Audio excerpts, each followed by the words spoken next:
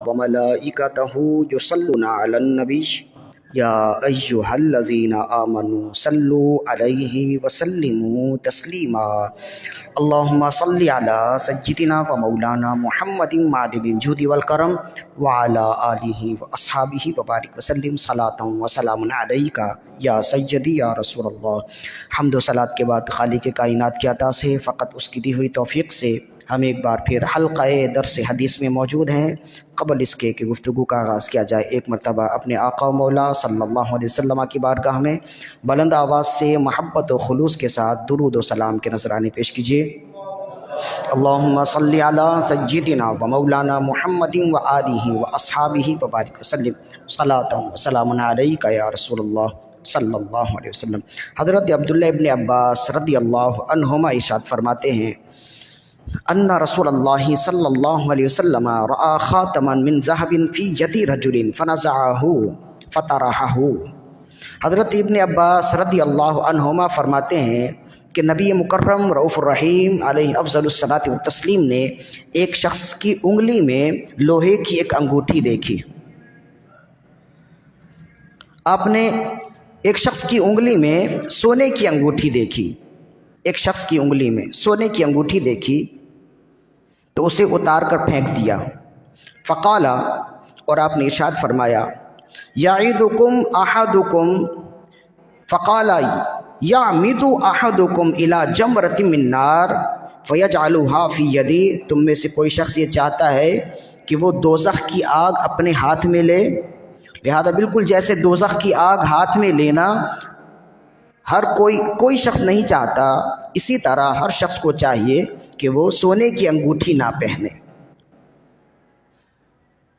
فقیل للرجل بعدما ذهب رسول اللہ صلی اللہ علیہ وسلم، پھر جب رسول اللہ صلی اللہ علیہ وسلم تشریف لے گئے تو اس شخص کو کہا گیا کہ تمہاری انگوٹھی، سونے کی انگوٹھی رسول اللہ صلی اللہ علیہ وسلم نے تمہاری انگلی سے اتار کر پھینک دی، وہ سامنے پڑی ہے، اٹھا لو۔ خذ خاتمک انتفع بہ، اٹھا لو اور اس سے منافع کماؤ۔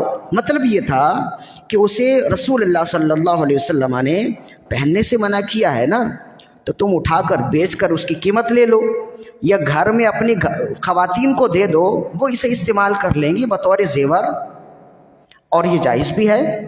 تو رسول اللہ صلی اللہ علیہ وسلم نے جس انگوٹھی کو پھینکا ہے تم اسے اٹھا لو۔ فقال، تو آپ نے فرمایا، لا واللہ لا آخذ ابدا وقد طرحہ رسول اللہ صلی اللہ علیہ وسلم، فرمایا جس چیز کو رسول اللہ نے نفرت سے پھینک دیا میں اسے نہیں اٹھاؤں گا۔ تو اس حدیث مقدسہ میں، اس حدیث پاک میں دو باتیں ہیں جو بہت غور طلب ہیں۔ ایک بات تو یہ ہے کہ رسول اللہ صلی اللہ علیہ وسلم کی پسند کو اپنی پسند بنانا اور رسول اللہ کی ناپسند کو اپنی ناپسند بنانا ایک ایماندار ہونے کی حیثیت سے ہر مومن کے ایمان کا تقاضا ہے۔ اپنا ہے وہ عزیز جسے تو عزیز ہے، ہم کو ہے وہ پسند جسے آئے تو پسند، یہی ہونا چاہیے۔ ایک مسلمان ہونے کی حیثیت سے ہماری زندگی بے مہار تو نہیں ہے نا کہ جو چیز ہمیں پسند آئے وہی پسند ہو۔ مزاج اپنا، پسند اپنی، خیال اپنا، کمال کیا ہے؟ مزاج اپنی، پسند اپنی، خیال اپنا، کمال کیا ہے؟ جو خدا کو پسند ہو وہ حال اپنا بنا کے رکھنا، کمال یہ ہے۔ یعنی جو خدا کو پسند ہو، جو خدا کے رسول کو پسند ہو، وہ حال انسان اگر بنائے تو اس میں کمال ہے نا۔ اپنی خوبی، اپنا کمال، اس میں کیا کمال ہے؟ تو انسان بے مہار نہیں ہوتا۔ ایک غلام ہونے کی حیثیت سے ہر ایک غلام کی یہ سوچ ہونی چاہیے کہ میرے طور طریقے میرے آقا نامدار صلی اللہ علیہ وسلم کی طرح ہوں۔ انہوں نے فرمایا لینا کیا، میں تو اسے ہاتھ بھی نہ لگاؤں، حالانکہ اگر وہ ہاتھ لگاتے، اسے اٹھا لیتے تو یہ ناجائز نہیں ہوتا، چیز تو انہی کی تھی نا۔ اور اگر وہ اٹھا کر اسے بیچ کر اس کی رقم اپنی زندگی کے کسی مصرف میں لگا دیتے وہ بھی جائز تھا، یا وہ اگر اپنے گھر کی خواتین کو دے دیتے تو وہ بھی جائز تھا۔ تو انہوں نے اسے استعمال نہیں کیا۔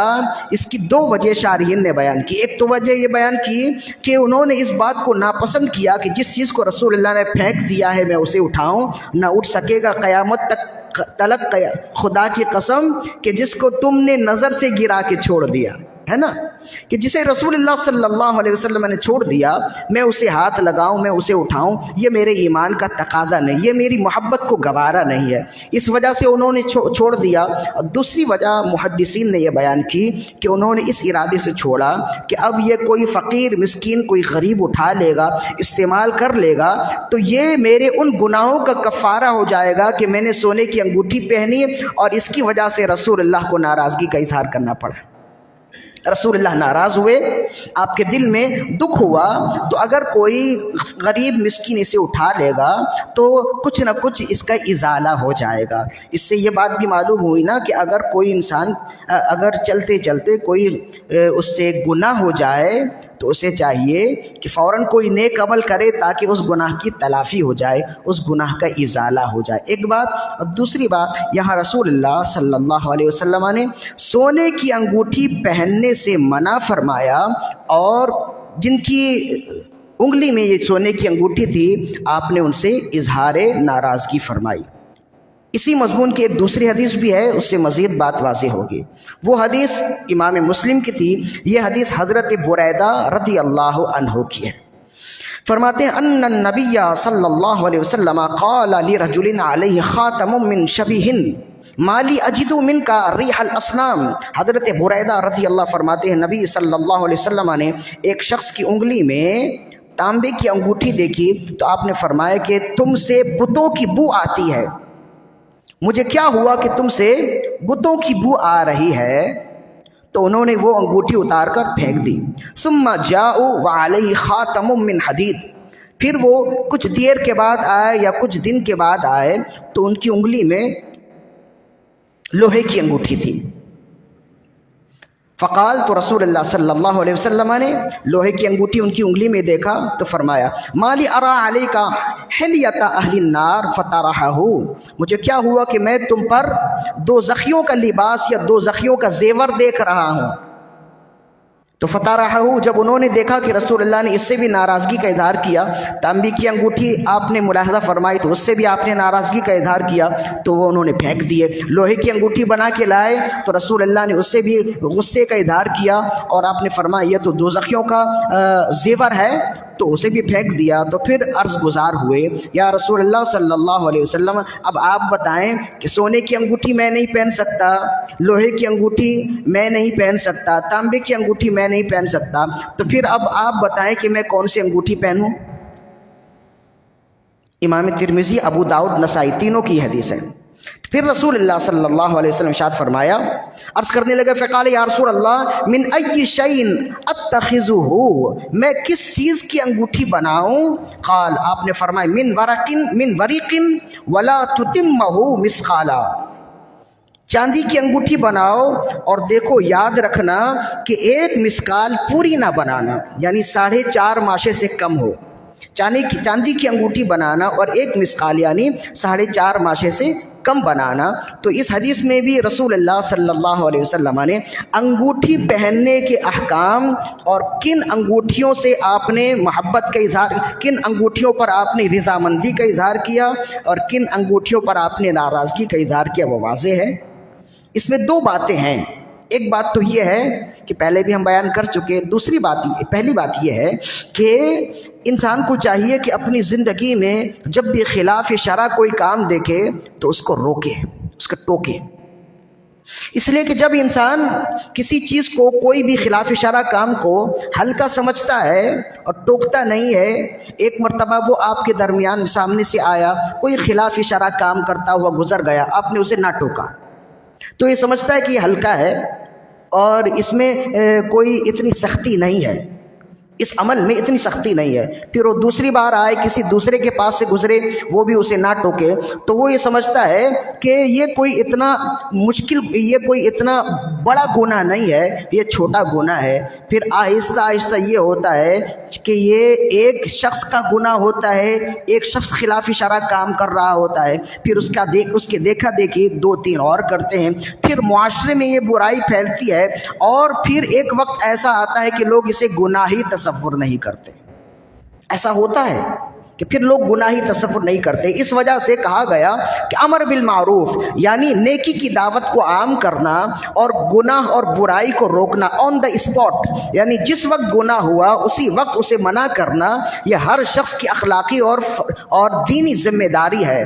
ورنہ ایسا ہوگا کہ وہ ایک بار آپ کے سامنے سے گزر جائے گا، وہ کہے گا کہ جناب انہوں نے منع نہیں کیا، تو یہ بات ہو سکتا ہے کہ ان کے نزدیک بھی بہت ہی ہلکی بات ہو، پھر وہ دوسری بار آئے گا، تیسری بار، پھر وہ گناہ کرنے میں جری ہو جائے گا۔ اسی لیے اولیاء امت اور بالخصوص رسول اللہ صلی اللہ علیہ وسلم کا طریقہ تھا کہ جب بھی کسی کو خلاف شرع کام کرتے ہوئے دیکھتے فوراً ٹوک دیتے تھے، اور وہ اپنا قبلہ درست کر لیتے، اپنی اصلاح کر لیتے تھے۔ تو یہ ہماری بھی ذمہ داری ہے کہ ہمارے درمیان اگر کوئی شخص خلاف شرع کام کرتا ہوا نظر آئے تو جہاں تک ممکن ہو سکے ہم اسے روکیں۔ کیا ہوگا؟ وہ ناراضگی کا اظہار کرے گا۔ تو یہ تو اولیاء امت کرتے چلے آئے۔ جب آپ نیکی کی دعوت کرتے یا گناہوں سے منع کرتے تو کیا ہر شخص ایک ہی مزاج کا ہوتا ہے کہ وہ سر جھکا لے؟ بہت سے لوگ تو ایسے ہوتے۔ کیا آپ نے پتھر نہیں کھائے رسول اللہ صلی اللہ علیہ وسلم نے دین کی خاطر؟ کیا آپ کو ستایا نہیں گیا؟ کیا آپ کو تنگ نہیں کیا گیا؟ کیا آپ نے سختیوں کا سامنا نہیں کیا؟ اگر آپ نے کسی کو کسی برے کام سے روکا اور رد عمل میں اس نے ناراضگی کا اظہار کیا تو یہ سوچ کر خاموش ہو جائیں کہ یہ نیکی کی دعوت کے بدلے میں برائی دینا یہ برے لوگوں کا طریقہ، اور اس برائی پر صبر کرنا یہ انبیاء کا طریقہ، نیک لوگوں کا طریقہ ہے۔ تو اس میں بھی ثواب ملے گا۔ تو دو باتیں ہو گئی۔ تیسری اور آخری بات یہ ہے کہ ہم جس زمانے میں رہتے اس زمانے میں ہر چیز میں بے اعتدالی ہے، اس لیے کہ آج کا انسان بے اعتدال ہی ہو گیا ہے، بے ضابطگی ہر چیز میں ہے، جس کو ہم کہتے ہیں کہ آج کا انسان بے ڈھنگا ہو گیا ہے۔ نہ اسے دنیاوی معاملات کے لیے کوئی ڈھنگ ہے اور نہ ہی دینی عبادات میں کوئی ڈھنگ ہے۔ بس بندہ بس کرتا چلا آ رہا ہے، جسے کہتے ہیں بھیڑ چال، بس اسی کے پیچھے لگا ہوا ہے۔ اس زمانے میں دیکھا کہ جناب کسی نے ایک انگوٹھی پہنی تو بندے نے بھی ایک انگوٹھی چڑھا لی، کسی نے دیکھا کہ کسی کی انگلی میں 2-4 انگوٹھی اچھی لگی تو اس نے بھی 2-4 انگوٹھیاں چڑھا لیے۔ تو بس یہ دیکھا دیکھی کام ہوتا ہے۔ اور اس زمانے میں چونکہ یہ تو بڑے پیر صاحب کا مہینہ ہے نا، تو جہاں بڑے پیر صاحب کا مہینہ آتا ہے تو چھوٹے چھوٹے پیر صاحب بھی نکل آتے ہیں۔ تو ہمارے زمانے میں پیر صاحب ہونے کی سب سے بڑی نشانی تو یہ ہے کہ 2-4 موٹی موٹی انگوٹھی ان کی انگلی میں ہو، اور جتنی زیادہ انگوٹھی ہوگی اتنے بڑے پیر صاحب ہوں گے، اور جتنی زیادہ انگوٹھی ہوگی ان کا بس چلے تو پاؤں کی انگلیوں میں بھی انگوٹھیاں چڑھا لیں۔ تو اس زمانے میں ہم جو رہتے ہیں نا، اس زمانے میں تو بے اعتدالی ہے۔ تو یہ اچھی طرح یاد رکھیے کہ دین اعتدال کا نام ہے، بے اعتدالی نہیں ہے۔ انگوٹھی پہننے کا شوق ہے تو رسول کریم رؤوف الرحیم صلی اللہ علیہ وسلم نے لوہے کی انگوٹھی سے بھی منع کیا، سونے کی انگوٹھی سے بھی منع کیا، پیتل تانبے کی انگوٹھی سے بھی منع کیا۔ چاندی کی انگوٹھی پہن سکتے ہیں، وہ بھی 4.5 ماشے سے کم ہو، ایک شرط، اور اس میں دوسری شرط یہ ہے اس ایک انگوٹھی میں 1 نگ ہونا چاہیے۔ نگ بھی پتھر کا ہو، سونے چاندی کا نہ ہو، پتھر کا ہونا چاہیے، 1 نگینہ ہونا چاہیے، اور 1 ہی نگ ہونا چاہیے، 2-3 نگ نہیں ہونی چاہیے۔ یہ بھی غیر شرعی ہو جائے گا اور یہ بھی گناہ کا سبب بنے گا۔ چاندی کی انگوٹھی ہو اور اس میں 1 نگینہ لگا ہو، اب وہ نگ کون سا ہونا چاہیے؟ تو بہتر یہ ہوتا ہے کہ عقیق ہو۔ اس کی فضیلت آئی ہے، اگلی نشست میں انشاءاللہ اس پر ہم گفتگو کریں گے، چند ایک احادیث بھی اس پر ہم ریکارڈ کروا دیں گے تاکہ بعد کے لوگوں کے لیے اس میں آسانیاں ہو جائیں۔ تو 1 انگوٹھی ہو اور وہ 4.5 ماشے سے کم ہو اور اس میں 1 نگ لگا ہو، یہ ہے شرعی انگوٹھی، اور یہ بھی سنت نہیں ہے، یہ مستحب ہے۔ رسول اللہ صلی اللہ علیہ وسلم نے جو انگوٹھی استعمال کی ہے نا، تو وہ بطور مہر استعمال کی ہے۔ تو اگر کوئی بطور مہر انگوٹھی استعمال کرے تو وہ سنت ہے۔ اور فرمایا اس زمانے میں مفتی، قاضی یا جو ریاستی ادارے ہوتے ہیں وہ اگر انگوٹھی کو بطور مہر استعمال کریں تو وہ سنت ہے، ورنہ دوسروں کے لیے انگوٹھی استعمال کرنا سنت نہیں ہے بلکہ مستحب ہے، یعنی ایک جائز کام ہے۔ تو بہرحال جائز کام بھی بہتر ہے، اگر کوئی کر لے اس طرح سے زینت اختیار کرنا تو یہ کر سکتا ہے، بڑے بڑے علماء پہنتے ہیں، لیکن اس میں 3 شرائط ہیں۔ ایک شرط یہ ہے کہ 4.5 ماشے سے کم ہو، دوسری شرط یہ ہے کہ یہ چاندی کی ہو، تیسری شرط یہ ہے کہ اس میں نگینہ لگا ہو، اور چوتھی شرط یہ ہے کہ یہ بیچ والی انگلی کے بعد والی انگلی میں ہو۔ مرد کے لیے یہ بھی نہیں ہے کہ اب تو ہم نے دیکھا ہے کہ جس انگلی میں کوئی انگوٹھی سما گئی اس نے اسی انگلی میں وہ انگوٹھی چڑھا لی، تو ایسا بھی نہیں ہے۔ عورت ہاتھ کے 10 انگلیوں میں انگوٹھی پہن سکتی ہے سونے اور چاندی کی، اور مرد ہاتھ کے تمام انگلیوں میں انگوٹھی نہیں پہن سکتا ہے۔ ہاں، سیدھے اور الٹے ہاتھ کی جو انگلیاں ہیں ان میں انگوٹھی پہننا یہ رسول اللہ سے ثابت ہے۔ کبھی آپ نے سیدھے ہاتھ میں بھی انگوٹھی پہنی ہے، کبھی آپ نے الٹے ہاتھ کی انگلی میں بھی انگوٹھی پہنی ہے۔ مرد کے لیے یہ 2 انگلیاں ہیں، چھوٹی انگلی اور اس کے بعد والی انگلی، یہ انگوٹھی پہننے کے لیے ہے۔ چھوٹی انگلی اور اس کے بعد والی انگلی یہ انگوٹھی کے لیے ہے، اور اس کے علاوہ بیچ کی انگلی، شہادت کی انگلی اور انگوٹھا، اس سے رسول اللہ صلی اللہ علیہ وسلم نے منع فرمایا کہ کوئی مرد ان انگلیوں میں انگوٹھی پہنے، چنانچہ یہ حدیث ہے ہمارے سامنے۔ حضرت مولا علی رضی اللہ عنہ اس کے راوی ہیں، امام مسلم نے اس حدیث کو نقل کیا۔ ان علی رضی اللہ عنہ قال نہانی رسول اللہ صلی اللہ علیہ وسلم ان اتختم فی اصبعی هذه او هذه قال فاوما الى الوسطى والتي تلیها او كما قال۔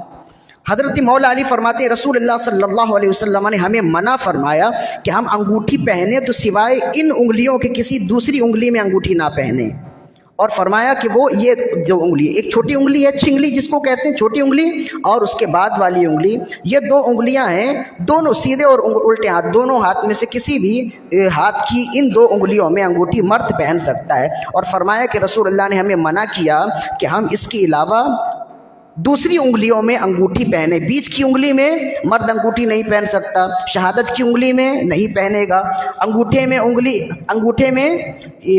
انگوٹھی نہیں پہنے گا، یہ خلاف شرع ہے اور گناہ کے کاموں میں سے ہیں۔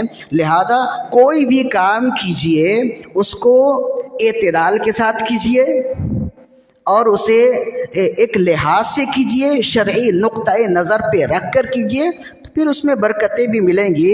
ایسا نہیں ہے مسلمان کہ اسے جو پسند آ جائے وہ وہی کام کر لے، ایسا نہیں ہے۔ مسلمان اپنی پسند کو خدا اور رسول کے پسند پر قربان کرتا ہے۔ خدا اور رسول کو جو پسند ہے وہ ہم پسند کریں گے تو ہماری زندگی میں برکتیں آئیں گی۔ اس زمانے میں ہم نے دیکھا ہے نا کہ جس انگلی میں انگوٹھی سما گئی اس نے وہی انگوٹھی پہن لی، اسی انگلی میں پہن لی ہے، کوئی اعتبار نہیں ہے، کوئی لحاظ نہیں ہے۔ اب تو ہم نے بعض مردوں کو، بعض لڑکوں کو دیکھا کہ وہ اپنے انگوٹھے کی انگلی میں بھی، انگوٹھے میں بھی یہ انگوٹھی پہن رہے ہیں، تو یہ عورتوں کا طریقہ ہے، مردوں کا طریقہ نہیں ہے۔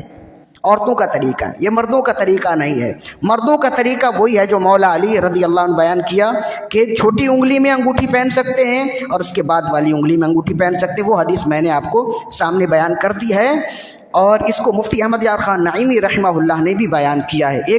چند باتیں ہو گئیں۔ اس کے علاوہ ایک بات اور ہے کہ مرد کے لیے انگوٹھی جائز ہے چند شرائط کی بنا پر۔ نمبر 1 چاندی کی انگوٹھی ہو، نمبر 2 4.5 ماشے سے کم ہو، نمبر 3 اس میں ایک نگینہ لگا ہو، اور ایک ہی ہو، ایک سے زیادہ بھی نہ ہو، بالکل نگینہ بھی نہ ہو۔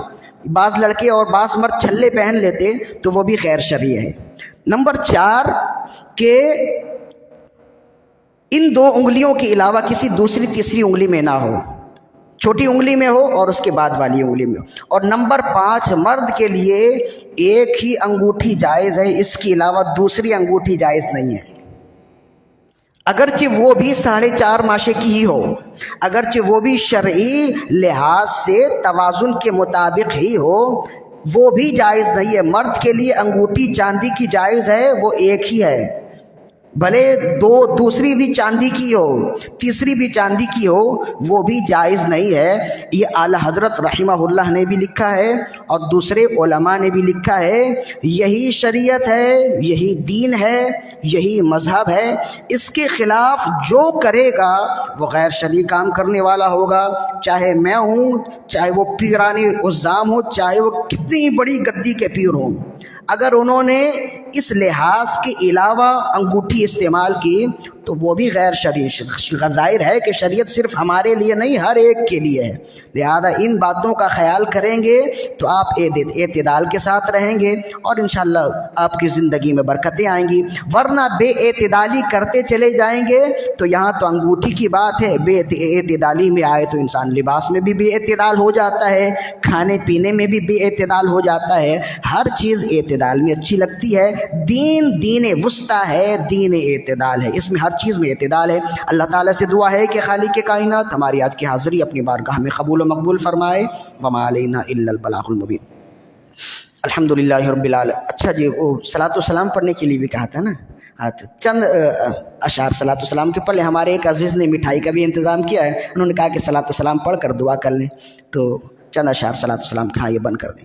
مصطفیٰ جان رحمت پہ لاکھوں سلام، شمع بز میں ہدایت پہ جس سہانی گھڑی چمکا طیبہ کا چاند، جس سہانی گھڑی چمکا طیبہ کا چاند، اس دل افروز ساعت پہ غوث اعظم امام التقی والنقی، غوث اعظم امام التقی والنقی، جلوائے شان قدرت پہ لاکھوں سلام، مصطفیٰ جان رحمت پہ لاکھوں سلام، شمع بس میں ہدایت پہ الصلاۃ والسلام علیک یا رسول اللہ وعلی آلک واصحابک یا حبیب اللہ۔ الحمدللہ رب العالمین والصلاۃ والسلام علی سید الانبیاء والمرسلین۔ یا ارحم الراحمین ہماری آج کی حاضری اپنی بارگاہ میں قبول و مقبول فرما۔ یا ارحم الراحمین جو بھی کچھ کہا گیا، سنا گیا، کہنے میں، سننے میں، پڑھنے پڑھانے، سننے سنانے، سمجھنے سمجھانے میں جو غلطیاں کوتاہیاں سرزد ہو گئی ہوں، پیارے آقا صلی اللہ علیہ وسلم کے صدقے طفیل درگزر فرما۔ یا اللہ ان تمام اعمال حسنہ کا ثواب رسول کریم رؤوف الرحیم علیہ افضل الصلاۃ والتسلیم کے بارگاہ میں پیش کرتے ہیں، مولا قبول و مقبول فرما۔ تمام نبی کریم صلی اللہ علیہ وسلم کے صدقے طفیل تمام انبیاء کرام، اصحابہ کرام، اولیاء کرام، صالحین تمام کی روحوں کو اس کا ایصال ثواب کرتے، مولا قبول و مقبول فرما۔ بالخصوص غوث اعظم دستگیر رضی اللہ تعالی عنہ کی نظر کرتے، مولا قبول و مقبول فرما۔ بالخصوص حضرت علامہ و مولانا قبلہ شیخ الحدیث والتفسیر امیر المجاہدین فنافی خاتم النبیین علامہ خادم حسین رضوی صاحب رحمہ اللہ کی بارگاہ میں پیش کرتے، مولا قبول و مقبول فرما۔ یا اللہ ان تمام اعمال کے صدقے و طفیل ان کے درجات میں بلندی عطا فرما۔ یا اللہ ان کا فیضان قیامت تک ہم تمام کے دلوں میں، ہم تمام کے قلوب پر وارد فرما۔ یا اللہ ہمارے شکیل بھائی پریشانیوں میں ہیں، یا اللہ ان کی اہلیہ بیماریوں میں ہیں، یا اللہ ان کی بیماری دور فرما۔ یا اللہ صحت و عافیت عطا فرما، روحانی جسمانی تمام بیماریوں سے انہیں نجات عطا فرما، فرحت و انبساط عطا فرما۔ یا اللہ تمام سختیاں دور فرما، راحتیں عطا فرما، ہمارے شکیل بھائی کے کاروبار میں خیر و برکتیں عطا فرما، بے اولادی دور فرما، صاحب اولاد فرما، ہم تمام کی دعائیں اپنی بارگاہ میں مستجاب فرما۔ ببرکت ان اللہ وملائکتہ یصلون علی النبی یا ایھا الذین آمنوا صلوا علیہ وسلموا تسلیما۔ اللہم صل علی سیدنا و مولانا محمد معدن الجود والکرم وعلی آلہ واصحابہ وبارک وسلم، وصلی اللہ تعالی علی خیر خلقہ محمد وآلہ واصحابہ اجمعین برحمتک یا ارحم الراحمین بحق لا الہ الا اللہ محمد رسول۔